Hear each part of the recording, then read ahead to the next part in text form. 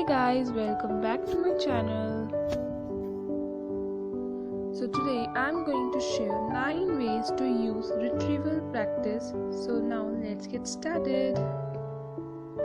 So the first one is use past year papers.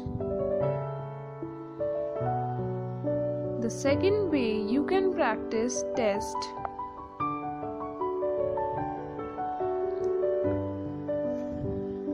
Third way, you can do quizzes or practice some quizzes.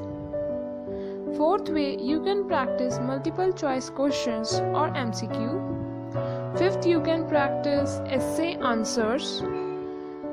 Sixth way, you can practice by answering a spoken question.